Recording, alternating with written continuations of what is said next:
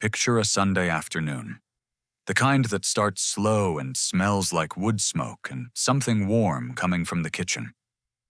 The table is already set. There is a dish towel folded over the oven handle.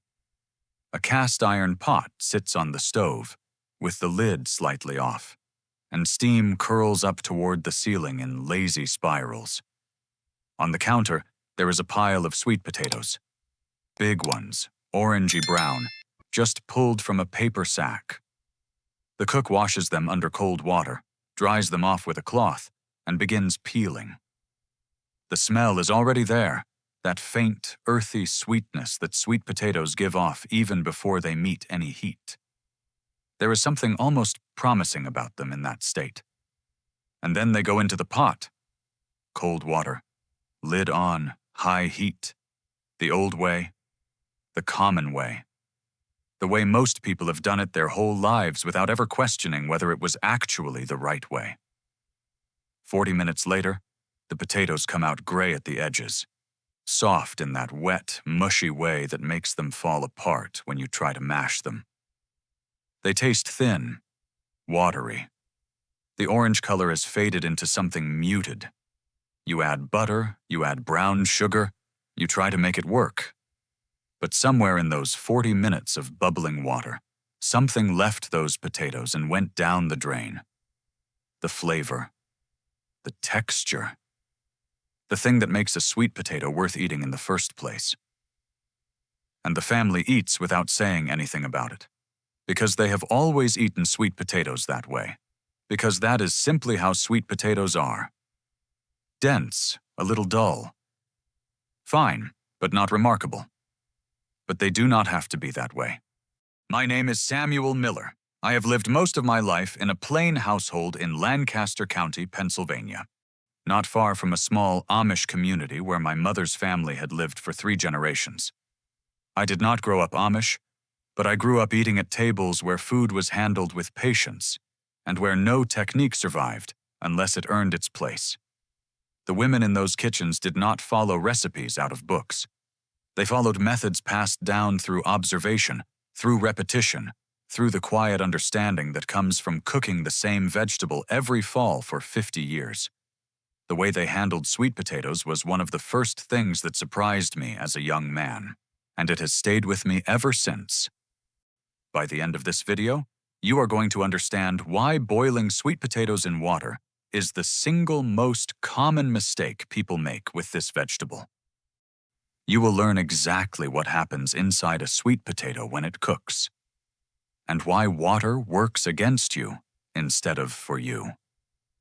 You will learn the old kitchen method that keeps all the natural sugar, the moisture, and the silky texture locked inside the potato instead of dissolved in a pot of cloudy water.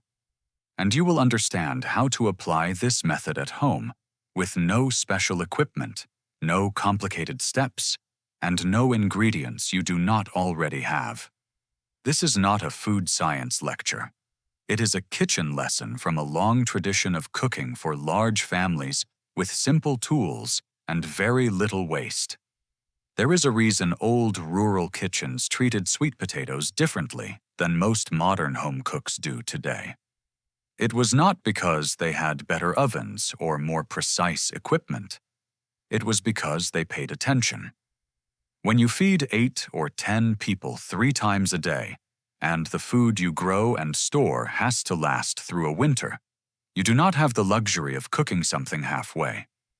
You learn what makes each vegetable behave at its best, and you use that knowledge every single time. Sweet potatoes were a staple in many of the old farm households I grew up around. They stored well in a root cellar. They were filling. They were sweet enough to please children without adding much sugar.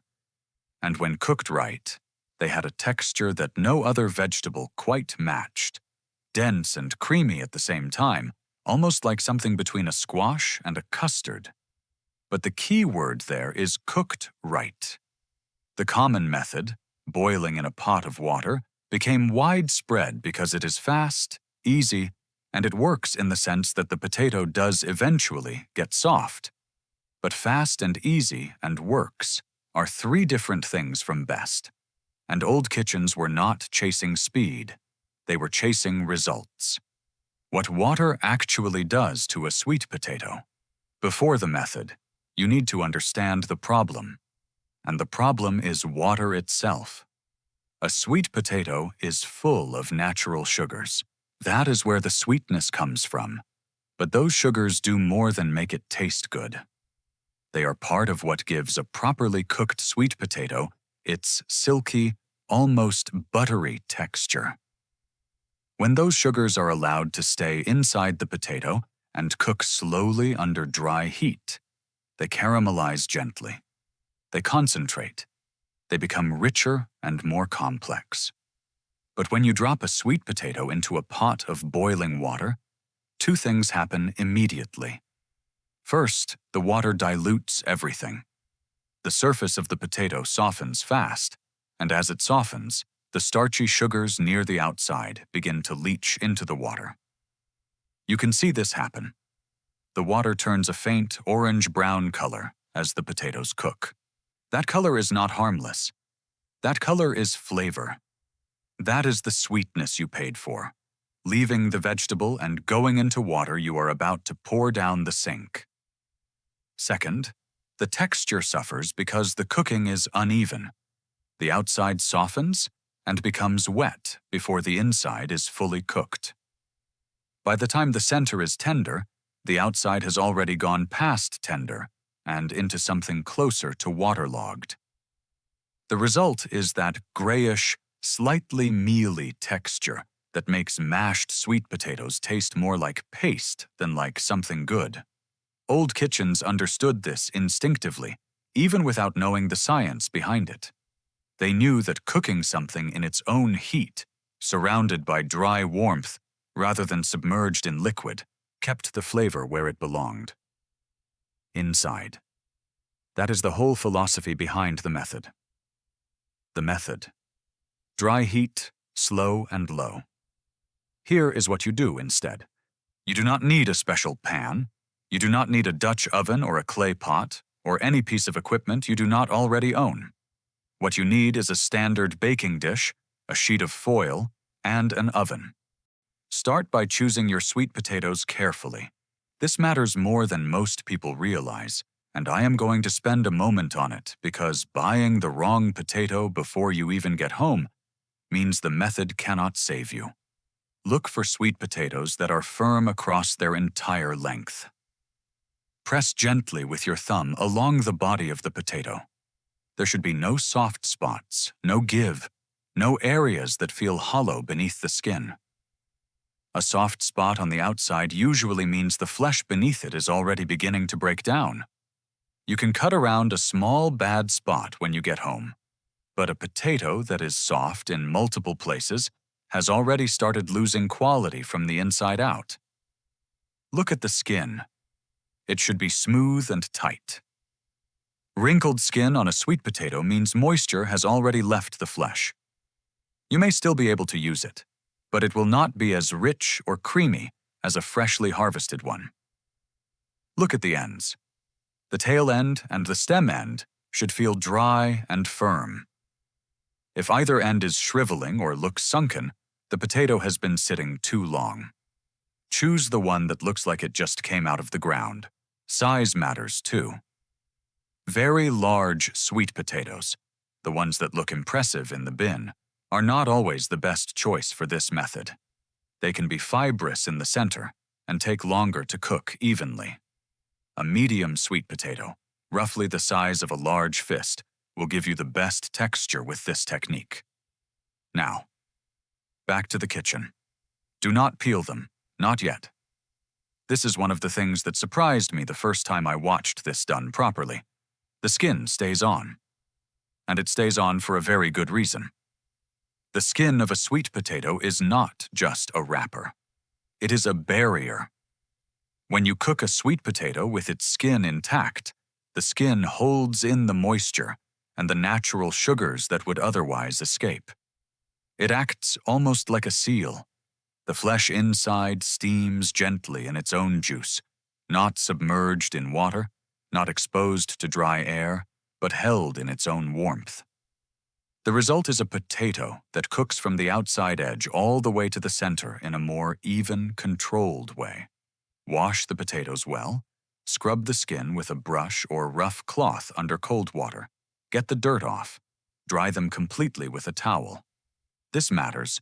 You do not want surface water going into the oven with them. Set your oven to 375 degrees Fahrenheit. Not 400, not 425. This is not a fast roast. The lower temperature gives the sugars inside the potato time to develop slowly rather than scorching the outside before the center is done. Take your sweet potatoes and place them in a foil-lined baking dish. For medium-sized potatoes, place them side by side, without crowding. Give each potato a little space. They are not meant to touch each other while cooking. Here is the step most people skip, and it is the step that decides whether this potato ends up ordinary or exceptional. Before you close the foil or slide the dish into the oven, take a fork and pierce each potato 3 or 4 times. Not deep, just through the skin and a ½ inch or so into the flesh. This allows a small, controlled amount of steam to escape during cooking. Without those holes, pressure can build inside the potato, and the skin can split or burst. With the holes, the steam escapes just enough to keep the interior cooking properly without losing the moisture that matters. Slide them into the oven on the center rack. Not the top, not the bottom, the center. Now leave them alone. This is where patience enters the picture, and it is where modern kitchens tend to fall short. Medium sweet potatoes at 375 degrees. Fahrenheit will need between 50 minutes and an hour to cook completely. Large ones may need closer to an hour and 15 minutes.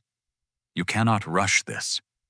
If you pull them out at 40 minutes because they feel somewhat soft, the center may still be grainy, and the sugars will not have had time to do what they do best. But here is the reward for your patience. Around the 45-minute mark, something begins to happen in that oven. The natural sugars inside the potato start to caramelize at the piercing points. If you look through the oven door, you may see small amber bubbles beginning to form where the fork holes are. That is the sugar working. That is the thing that water cooking destroys and dry heat preserves. The smell will also change. It starts as a neutral, starchy smell, pleasant but mild.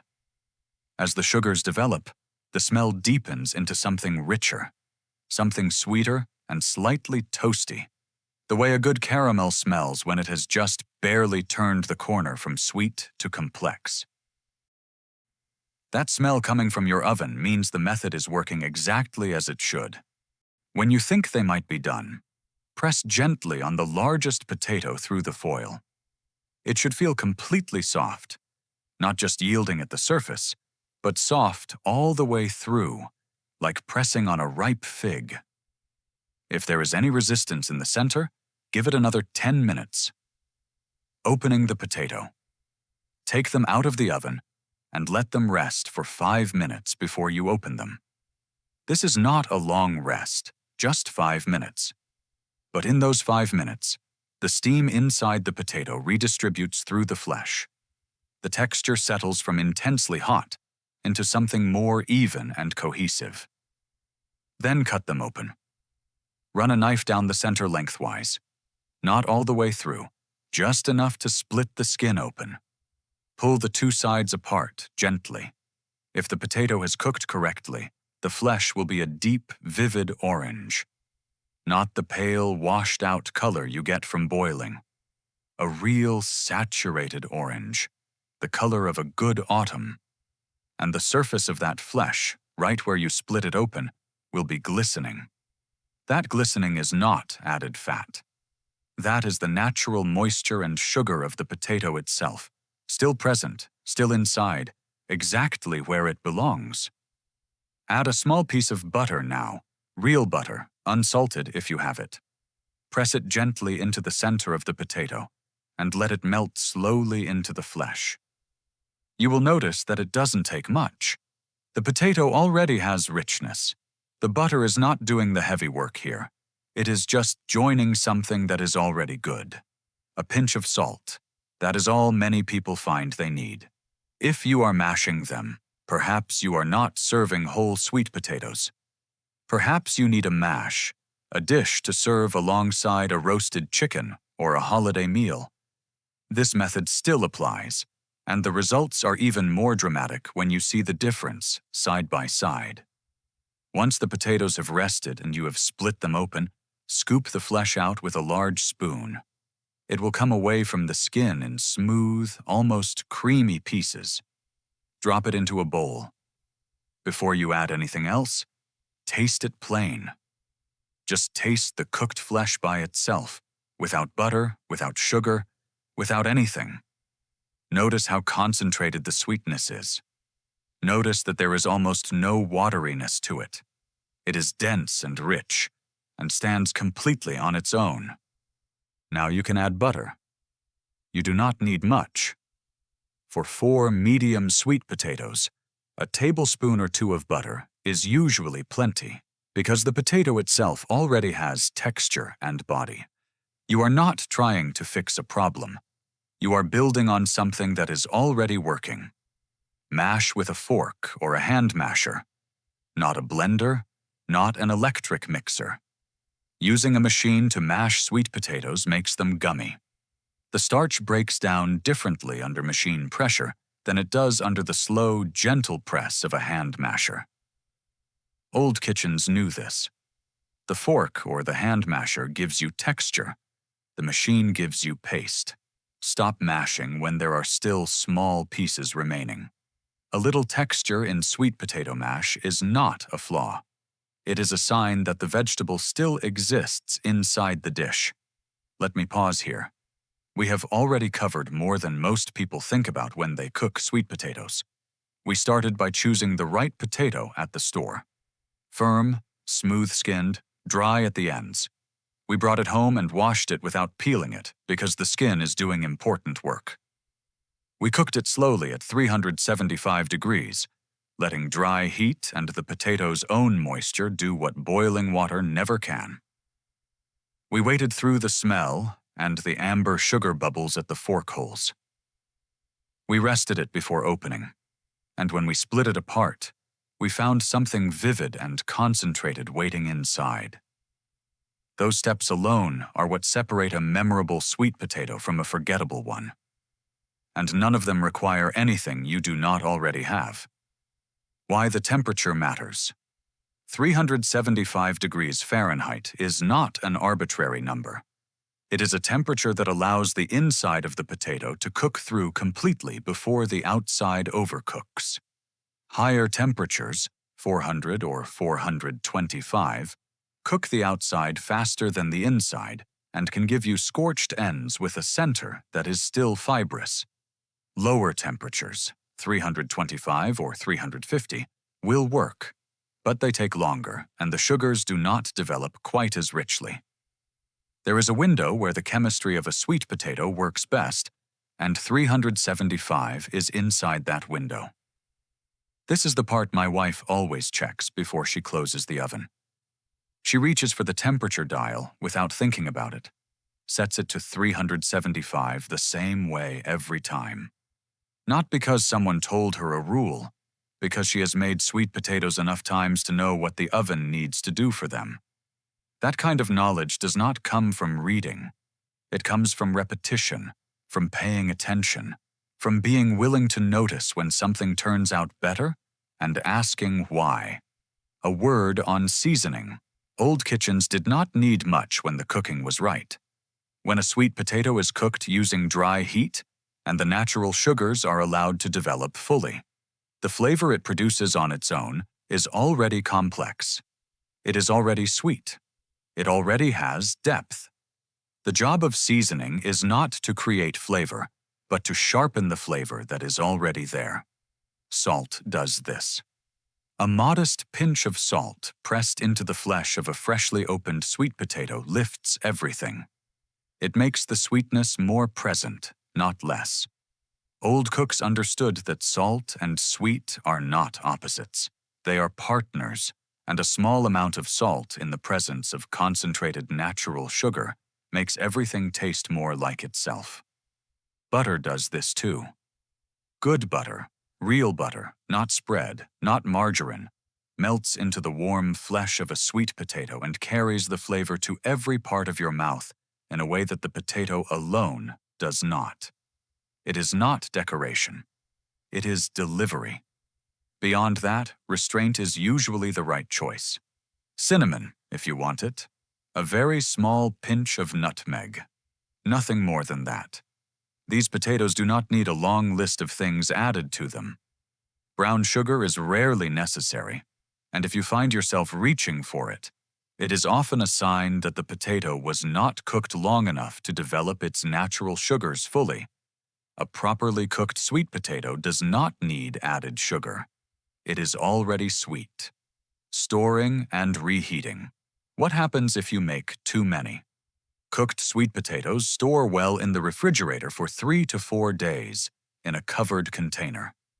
Store them as they are, whole in their skins, or scooped out and covered in a bowl with a tight lid. They do not need added liquid to keep. When reheating whole sweet potatoes, the oven is still the best option. Wrap them in foil again, set the oven to 350 degrees, and give them 15 to 20 minutes. They will come back closer to their original texture than anything a microwave can offer. If you are reheating mash, a small saucepan on low heat with a tablespoon of butter stirred in as it warms will do better than a microwave. Stir it gently and do not rush it. Leftover mashed sweet potato also works in baked goods. Old kitchens knew that cooked sweet potato could substitute for some of the fat or moisture in a quick bread or a simple cake. It adds sweetness, color, and a tender crumb. A half cup of mashed sweet potato stirred into a cornbread batter before baking is one of those old kitchen habits that seems like a small thing until you taste the result. What boiling is actually good for this is not an argument against boiling as a technique. Boiling is useful for many things. It is the right method for cooking dried beans. It works well for blanching green vegetables before freezing. It is effective for potatoes you plan to use in a cold salad, where a slightly waxy texture is an advantage. But sweet potatoes are not white potatoes. Their chemistry is different. Their sugar content is different. Their response to water is different.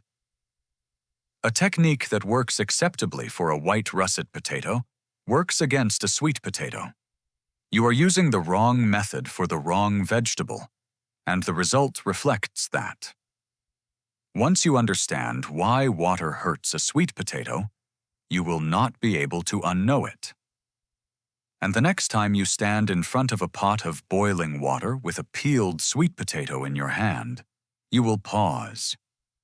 You will think about the amber bubbles forming in that oven, about the concentrated orange flesh waiting inside the foil, about the smell that begins to deepen around the 45-minute mark. And you will put the potato back down and turn towards the oven instead. Putting it together. Let me bring this back to something clean and clear before we close. Choose firm, smooth sweet potatoes with tight skin, medium size for best results. Wash them well and dry them completely. Do not peel them. Pierce each potato 3 or 4 times with a fork, through the skin, about a ½ inch into the flesh. Place them in a foil-lined baking dish, not crowded, not touching each other. Set your oven to 375 degrees Fahrenheit. Center rack. Cook for 50 minutes to an hour and 15 minutes depending on size. Do not rush. The amber sugar at the fork holes and the deepening smell are your signals that the method is working. Rest for 5 minutes after removing from the oven. Cut open, add a small amount of real butter and a pinch of salt. Taste before adding anything else. If mashing, scoop the flesh, mash with a fork or hand masher, season gently. Do not overprocess. Every step in that list has a reason. None of them are extra. Before all the convenience food. Before the boil-in bag and the microwave and the pre-mashed frozen sweet potato in the plastic tray. There was a kitchen where someone paid attention to what the oven could do that a pot of water could not. That knowledge is not lost. It just got quiet for a while. What I want you to take away from this video is not just a recipe. It is a way of thinking about one vegetable, and through it about cooking itself. The best result is often not the fastest one. The best flavor is often already inside the ingredient, waiting for a method that protects it instead of one that washes it away. The old kitchen was not smarter because it had more tools. It was smarter because it paid attention. And that is something that does not require any special equipment at all. Tell me in the comments what you usually do with sweet potatoes. Do you boil them? Do you already bake them? Have you noticed a difference in the texture? And if you have a family method, something your mother or your grandmother did differently from what you see in cookbooks, write it down. Those small kitchen habits disappear when nobody says them out loud. Your comment might remind someone else of something they forgot, or teach something to someone who never knew. Next time, we are going to look at the old way of storing sweet potatoes through the winter. What temperature they actually need, why a refrigerator is often the wrong place for them, and what can go wrong when they are stored too cold or too warm. If you have ever bought a perfectly good sweet potato and had it go fibrous and strange on you before you could use it, the answer is almost always in how it was stored between the market and your kitchen. That conversation is coming up next. I hope you will be there for it.